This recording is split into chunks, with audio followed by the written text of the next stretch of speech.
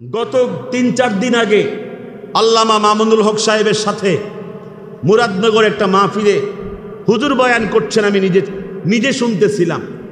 হুজুর নিজে বলেছে, যখন আমাকে জেলখানায় আটক রাখা হয়েছে, বিশ্বাস করেন তার কাহিনী শুনলে শরীর শিহরিয়ে ওঠে।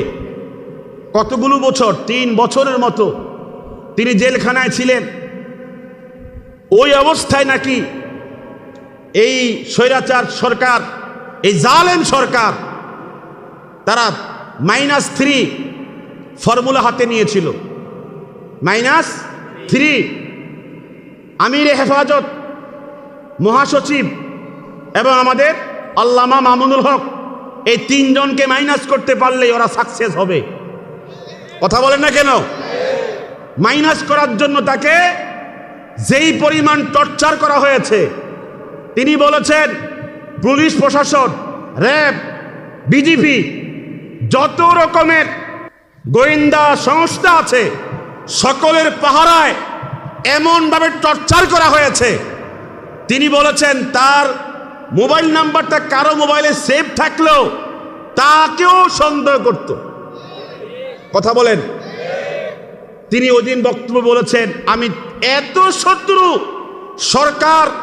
সরকারের দূষর সবাই আমার বিরুদ্ধে চলে গেছে, কিন্তু তখনও আমি একমাত্র অবিচল বিশ্বাস ছিল আল্লাহর উপরে। কথা বলেন ঠিক কিনা?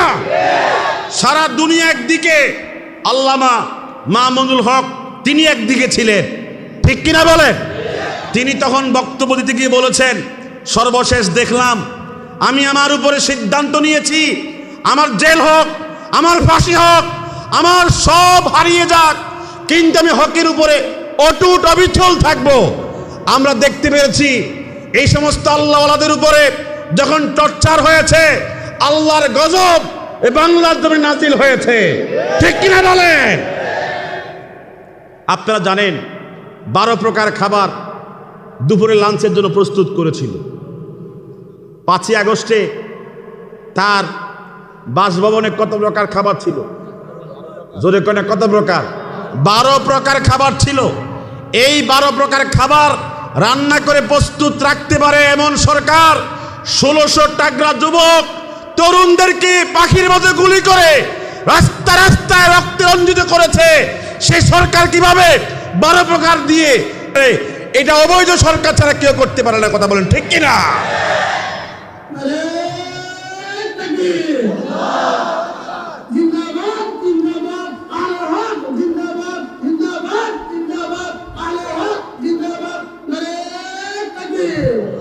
ওই দিন রাত্রে আল্লামা খালেদ সাইফুল্লাহ আইয়ুবী হুজুর রাত্রে প্রায় 12টা থেকে শুরু করে 1টা পর্যন্ত আমাদের সামনে কিছু নসিহত করেছিলেন। তিনি বলেছেন, আমি জেলখানা থেকে যেদিন বের হয়েছিলাম, তিনি এক পাও জেলখানার ভিতরে ছিল, আরেক পাও ছিল কোথায়? জেলখানার বাহিরে। 5 থেকে 6 মিনিট এভাবে দাঁড়ানো ছিল। তো যারা বের করতেছিল তাদেরকে বলতেছে, তোমরা একটু দাঁড়াও, আমার তো এটা বাড়ি। কথা কন না? জেলখানা কি আমার বাড়ি, আবার তো আসতে হবে, মায়া লাগতেছে, এর জন্য একটু দাঁড়াই।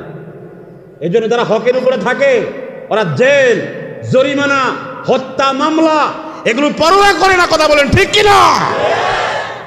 কত কষ্ট দিয়েছে, কত নির্যাতন করেছে, কত আলেম ওলামাকে জেলখানায় বন্দি রেখেছে। আমরা জানি হকের উপরে থাকলে বিপদ আসতেই পারে। কথা বলেন ঠিক কিনা? হকের উপর থাকলে বিপদ আসতেই পারে। আমি দেখেছি কত পীর মাশায়েখ কোনোদিন একটা কি নাই, মিছিল নাই, কথা বলেন, এটা মামলা নাই, এটা আওয়াজ নাই, কোনো পেরেশানি নাই, হালুয়া রুটি, হাদিয়া তোফা, অভাব নাই। কথা বলেন ঠিক কিনা? আর বলে কি জানেন? কয়েকগুলো বিদাত পদ্ধতি, এই প্রতিবাদ নাকি বিদাত পদ্ধতি। হেমিয়া সুন্নত তরিকায় করুক না, অসুবিধা কি? কথা বলেন না কেন? আপনি সুন্নত তরিকায় করেন, আপনি সুন্নত তরিকায় আপনি হালুয়া রুটি খান, বোঝেন নাই মনে হয়। সুন্নত তরিকায় মুরিদের পকেট ভারী, টাকা নিয়ে পকেট ভারী করেন, আর এগুলো কি বিদাত বলেন? আশ্চর্য হবেন, ভারত থেকে যখন নবীকে কটূক্তি করা হয়েছে কয়েক মাস আগে, কত চেষ্টা করলাম একটু মাঠে আনার জন্য, নামতো না। দেশের পরিস্থিতি কোন দিকে যায়, আসলে দালাল। কথা বলে না কেন? স্বৈরাচার জালেম বাদশা দালালি করেছে, ঠিক কিনা বলেন? আমার ঘৃণার উদ্রেক হয়েছে। একজন বলে উঠছে আমাকে, কয় ছাত্ররা যে আন্দোলন করেছে এটা কোরআন সুন্নাহ বিরোধী আন্দোলন। যেই হুজুর এই কথা বলেছে তার মনে হয় বাংলাদেশে থাকার অধিকার নাই, ঠিক কিনা বলেন? এটা বৈধ আন্দোলন করেছে, কোটাভিত্তিক আন্দোলন, বৈষম্য বিরোধী আন্দোলন। সারা দেশের আলেম ওলামা তাদেরকে সাপোর্ট দিয়েছে।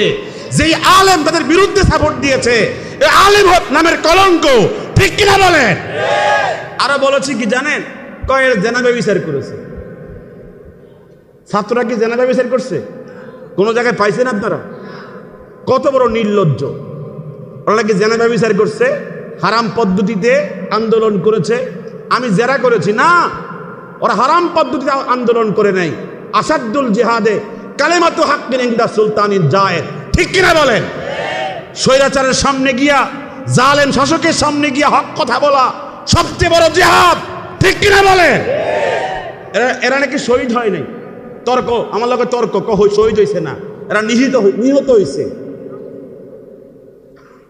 এই সমস্ত সুবিধাবাদ যারা দেশের সুবিধা গ্রহণ করার জন্য বিভিন্নভাবে হক থেকে নিজেকে বিরত রাখে, এরা বোবা শয়তান, ঠিক কিনা বলেন?